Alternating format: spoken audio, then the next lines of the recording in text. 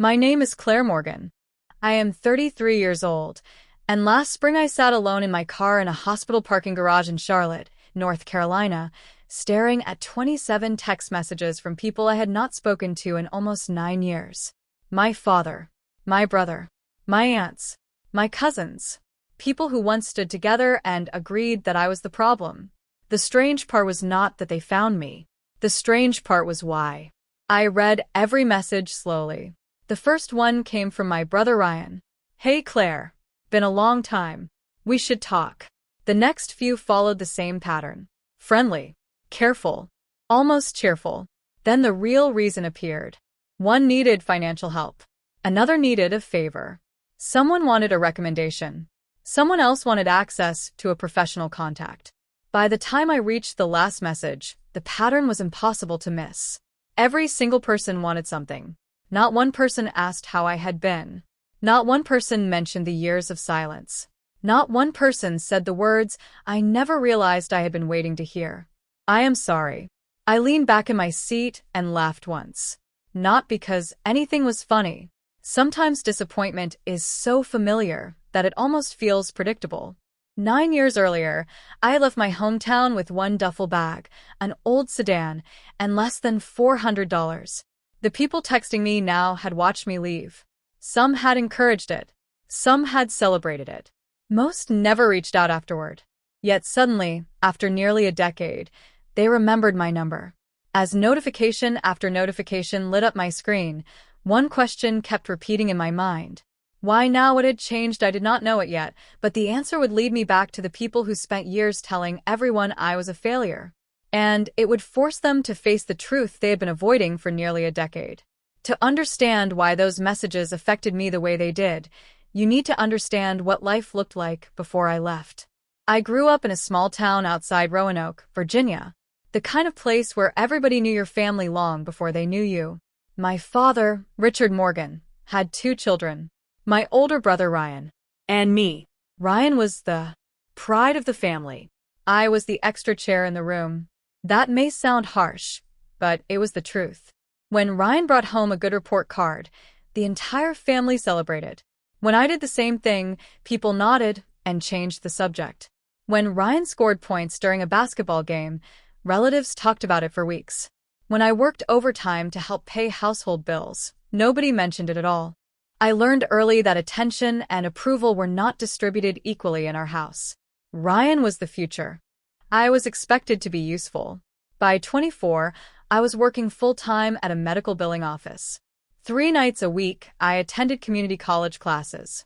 Most mornings started before sunrise and ended long after dark. Still, I kept going. I had a goal. I wanted to become a nurse. Every extra dollar went into a savings account. I skipped vacations. I avoided unnecessary purchases. I packed lunches instead of eating out. Little by little, my dream started to feel possible. The funny thing is that almost nobody knew. Not because I was hiding it, because nobody ever asked. At family gatherings, conversations revolved around Ryan, his plans, his future, his opportunities. Meanwhile, I washed dishes after dinner, cleaned up after everyone, helped elderly relatives with errands, drove family members to appointments when they needed rides. I became so reliable that people stopped noticing the effort. It simply became expected. The only exception was my grandmother, Eleanor Morgan. Grandma Eleanor had a gift for seeing things others ignored. She noticed when I was tired. She noticed when I was discouraged. She noticed when I was trying. One Christmas evening, after everyone else had gathered in the living room, she found me alone in the kitchen finishing the dishes. She sat down beside me. "You look exhausted, sweetheart," she said. I smiled. "Just busy." She studied me for a moment. Then she asked a question nobody else had asked in years. "What do you want for your future?" It sounds like a simple question. But when nobody has ever cared enough to ask it, the question can feel life-changing. That night, for the first time, I told someone about nursing school. And for the first time, someone looked at me like my dream mattered. For a few weeks after that conversation with Grandma Eleanor, life continued as usual. I went to work. I attended classes. I added money to my savings account whenever I could. For the first time in years, I felt hopeful. Then everything changed because of one piece of paper. One Saturday morning, I accidentally left a bank statement on the kitchen counter before leaving for work. When I came home that evening, my father was waiting. The statement sat in front of him. Folded. Opened. Read. He did not ask why I had been saving. He did not ask what my plans were. Instead, he told me there was a family problem. My cousin Ethan had gotten himself into financial trouble. The details were vague. The urgency was not. According to my father, the family needed to come together. Everyone needed to do their part. Then he told me exactly how much money he expected me to contribute. Almost everything I had saved. I stared at him. That account represented years of sacrifice. Early mornings, late nights, missed opportunities, careful budgeting. Every dollar had a purpose. I tried to explain. I told him about nursing school, the application fees, the tuition gap I was trying to cover, the future I had been building one paycheck at a time. He barely reacted. Instead, he repeated the same sentence. Family comes first. I remember looking around that kitchen. The same kitchen where I had cooked meals when my father worked late. The same kitchen where I had helped pay utility bills when money was tight. The same kitchen where I had spent years doing whatever was needed, without complaint. And suddenly I realized something. Nobody was asking me to help. They were expecting me to sacrifice. Again. When I quietly said no, the atmosphere changed instantly. My father's face hardened. The conversation ended. The campaign began. Within hours, my phone started ringing. An aunt called. Then another. A cousin left a voicemail. Even relatives I rarely spoke to suddenly had opinions about my responsibilities. Every conversation sounded almost identical. Family comes first. You're being selfish. Ethan needs support. You can always save.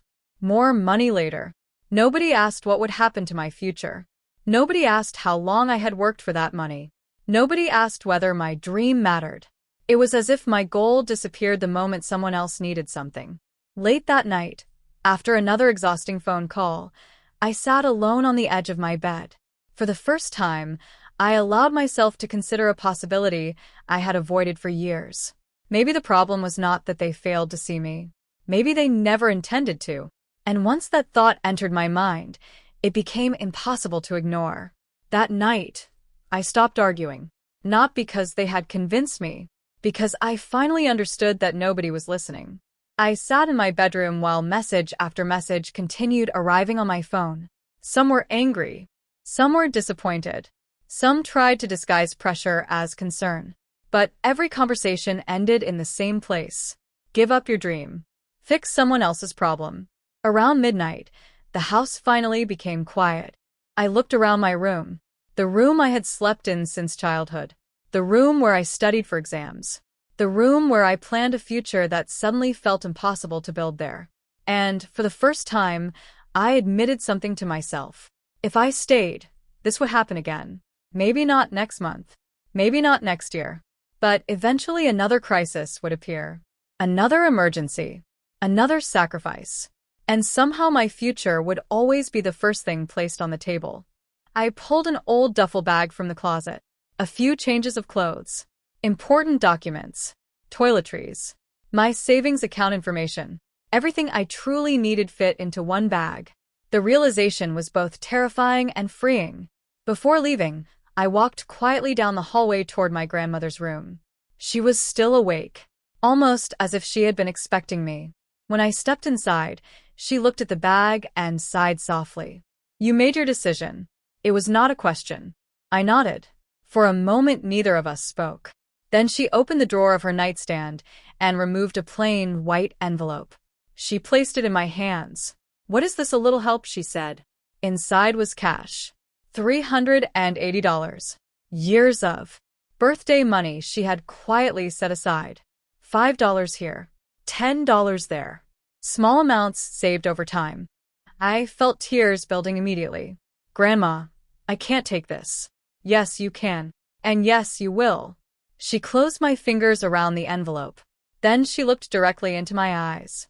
Find a place where your future has room to grow. Nobody had ever given me better advice. A few minutes later, She walked me to the front porch. The night air felt cold. The town was silent. I hugged her longer than I intended to. Then I climbed into my car. As I drove away before sunrise, I looked once in the mirror. She was still standing there, watching, Praying. believing in me when nobody else did. I had no destination, No guarantee. no backup plan, just a full tank of gas, a duffel bag, and one person who believed I was worth betting on. I wish I could tell you that everything got easier after I left. It did not. The first few weeks were some of the hardest of my life. I drove south with no clear destination and eventually stopped in Charlotte, North Carolina. Not because I had always wanted to live there, because I ran out of courage to keep driving. I had enough money for gas, a little food, and not much else. For several nights, my car became my bedroom. I parked in well-lit areas and tried to sleep sitting upright. Every sound outside made me open my eyes. Every morning I reminded myself that going back was not an option. I bought a low-cost gym membership so I could shower. I spent hours inside coffee shops using free internet to search for jobs. Every day followed the same routine. Apply. Wait. Apply again. Hope. Repeat. By the second week, my savings had already started shrinking faster than I wanted to admit. There were moments when fear felt overwhelming. Moments when I wondered if everyone back home had been right about me. Then something unexpected happened. A small medical office called me for an interview. The office manager was a woman named Denise Carter. She reviewed my resume quietly, asked a few questions, then stopped and looked at me. "You moved here alone," I nodded. "That takes courage." Nobody had called me courageous before. Most people called me stubborn, or difficult, or selfish. Denise hired me 3 days later. The pay was not impressive. The position was not glamorous, but it was a beginning. For the first time since leaving home, I could breathe a little easier. A few months later, I moved into a shared apartment. That is where I met Megan Brooks. Megan was one of those people who could make a room feel lighter simply by walking into it. She was funny, Direct. and completely uninterested in judging people. Unlike many people from my hometown, she never asked why I left. She asked where I wanted to go next. That difference mattered. Over time, she became my closest friend. The kind of friend who celebrates your victories and reminds you of your strength when you forget it yourself. Looking back now, I realize something important. When people talk about starting over, they usually focus on money. The truth is that starting over is really about people. The right person offering a job. The right friend offering encouragement. The right mentor offering a chance. Sometimes the family that saves your future is not the family you were born into. Sometimes it is the family you build along the way. And slowly, one day at a time, that is exactly what I began to do. The next few years did not transform my life overnight. There was no single breakthrough moment, no lucky opportunity that suddenly changed everything. Instead, there were thousands of ordinary days. Days when I was tired. Days when I doubted myself. Days when quitting would have been easier. But I kept moving forward. I worked full-time at the medical office during the day and attended nursing classes at night. Most evenings ended with textbooks spread across the kitchen table. Many nights stretched well past midnight. More than once, I fell asleep while studying. More than once, Megan woke me up and told me to go to bed. Whenever I felt overwhelmed, I remembered something Grandma Eleanor once told me. A little progress still counts as progress.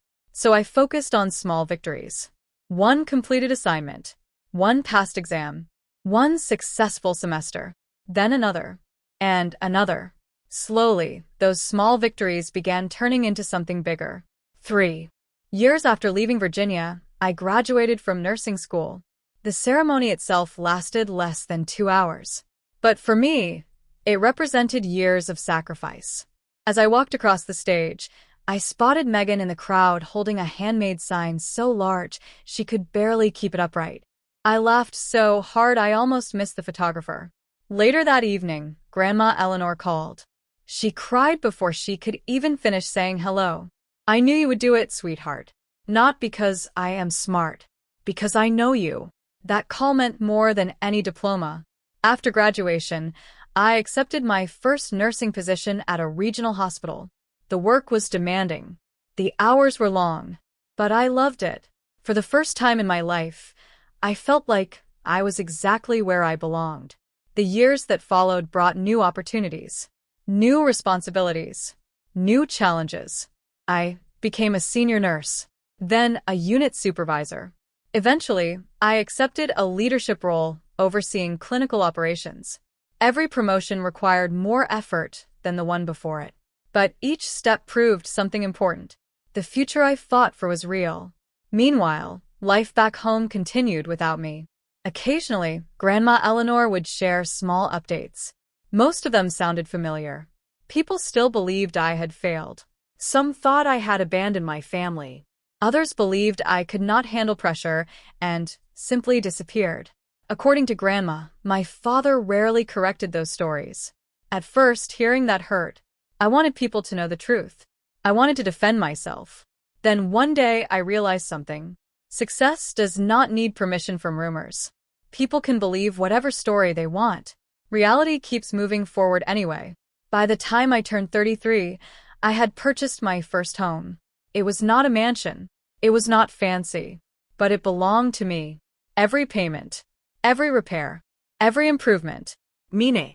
Standing on that front porch one morning, coffee in hand, watching the sunrise, I thought about the frightened young woman who had driven away with a duffel bag and less than $400. She would never have believed this life was possible. And that made it worth everything. I had been living quietly for years when everything changed again. It happened on an ordinary Tuesday afternoon. I had just finished a long meeting at the hospital and was walking toward the parking garage when my phone began vibrating repeatedly. At first, I ignored it. Then I looked down. 3 messages. Then 6. Then 11. By the time I reached my car, there were 27. Every one of them came from someone connected to my family. My brother Ryan reached out first. His message sounded casual, almost friendly.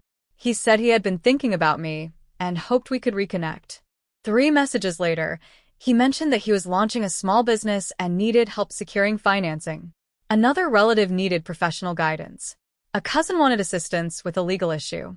An aunt wrote a long emotional message about family bonds before eventually asking for financial support. The pattern was impossible to miss.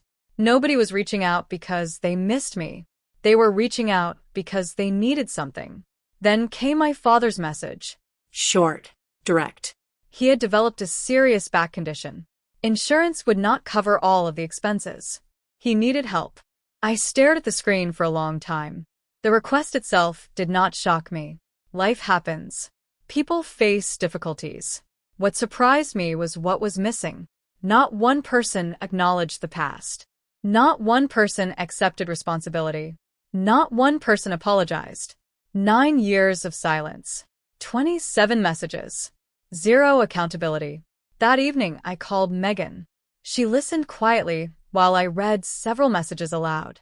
When I finished, she asked a simple question.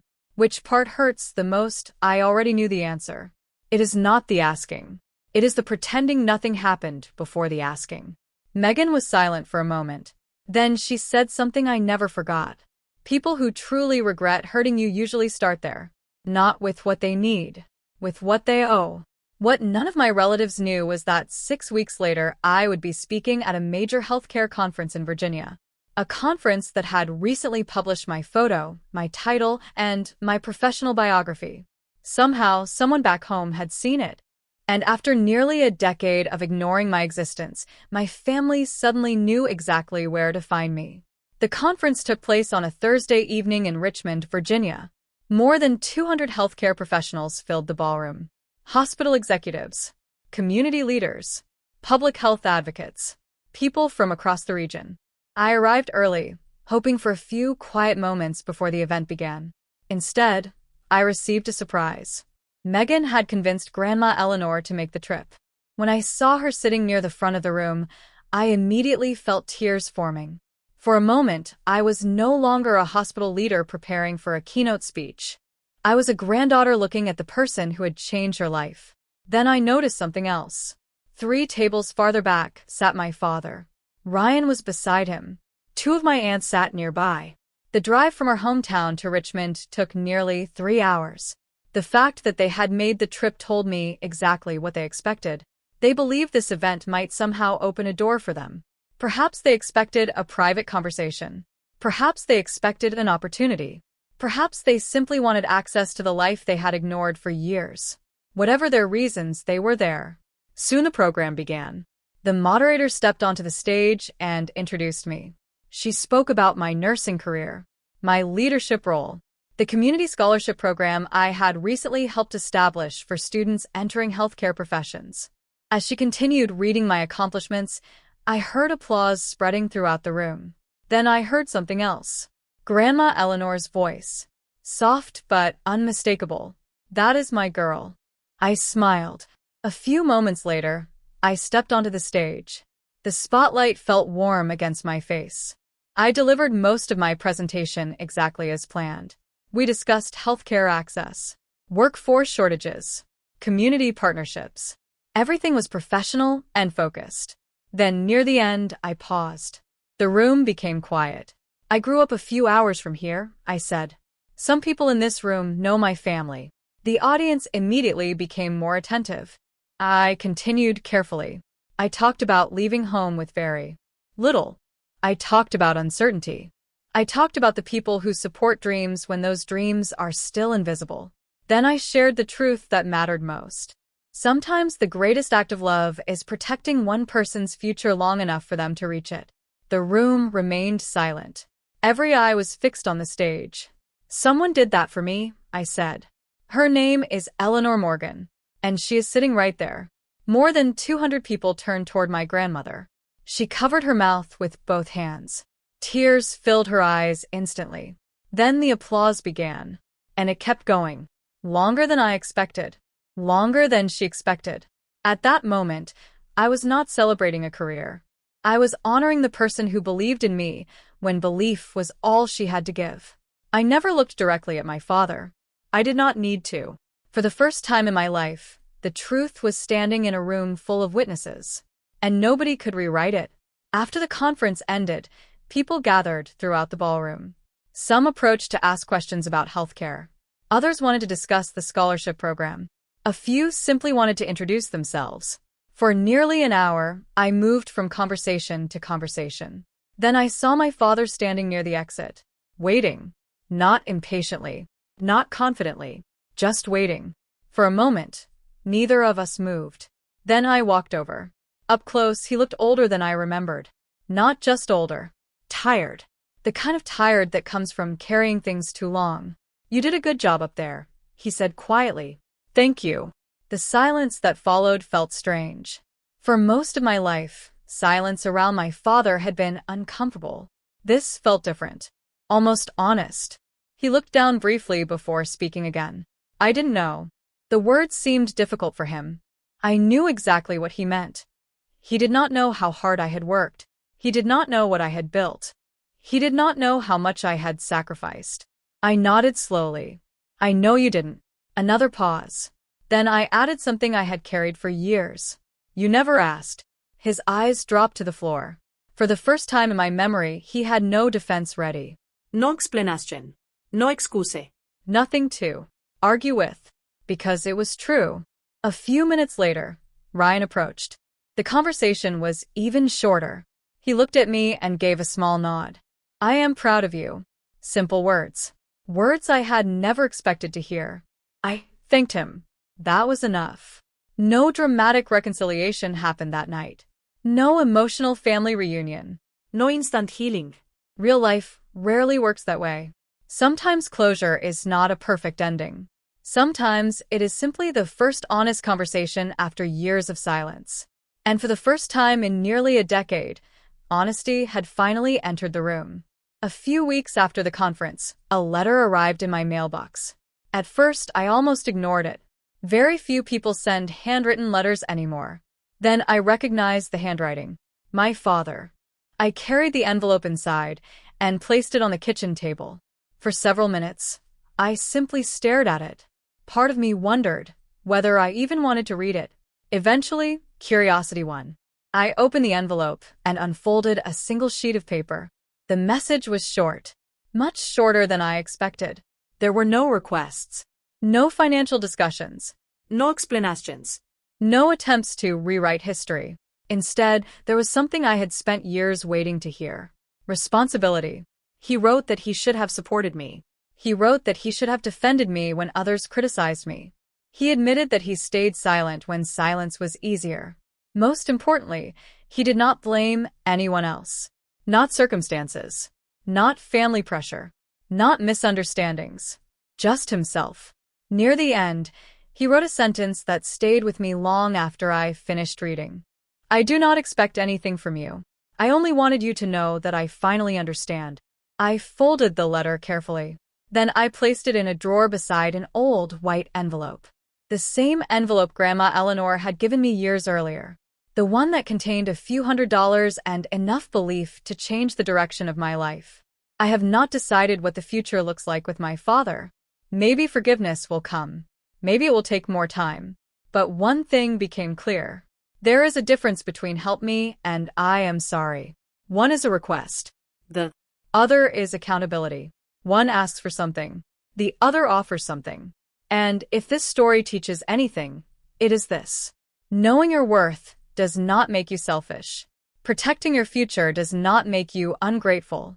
Sometimes the most important person you can save is yourself. Before we finish, I want to leave you with one question.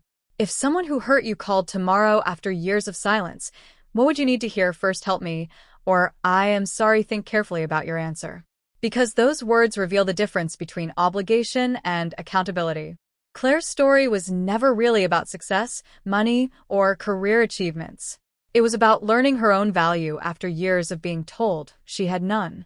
If this story resonated with you, share your thoughts in the comments. Have you ever had to walk away to protect your future? And what would it take for you to open that door again? Please like this video, subscribe to Smart Revenge, and share this story with someone who may need the reminder that their dreams matter too. Thank you for watching, and I will see you in the next story.